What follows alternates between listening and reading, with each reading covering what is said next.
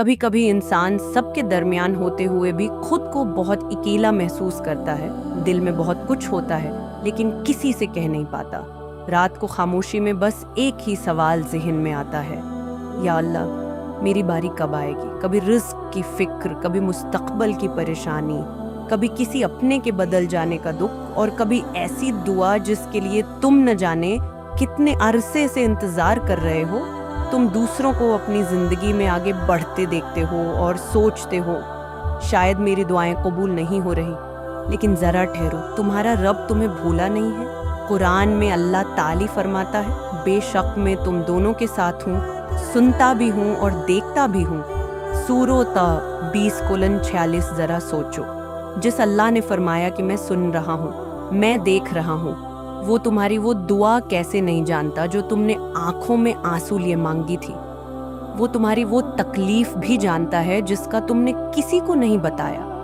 وہ اس وقت بھی تمہیں دیکھ رہا تھا جب تم سب کے سامنے مضبوط بننے کی کوشش کر رہے تھے، اور وہ اس وقت بھی تمہیں سن رہا تھا جب تم نے صرف دل میں کہا، یا اللہ اب مجھ سے نہیں ہو رہا، اس لیے اپنی دعا چھوڑنا مت۔ اللہ تعالی فرماتا ہے، اور جب میرے بندے میرے بارے میں پوچھیں تو بے شک میں قریب ہوں، دعا کرنے والے کی دعا قبول کرتا ہوں جب وہ مجھے پکارتا ہے۔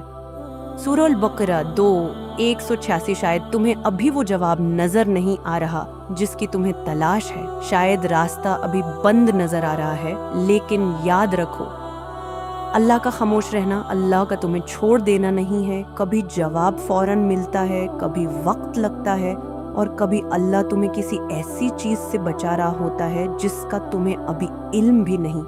اس لیے آج اگر حالات مشکل ہیں تو صرف اتنا کہہ کر سو جانا، یا اللہ مجھے نہیں معلوم میرے لیے کیا بہتر ہے، لیکن مجھے یقین ہے کہ تم میرے لیے بہتر جانتا ہے۔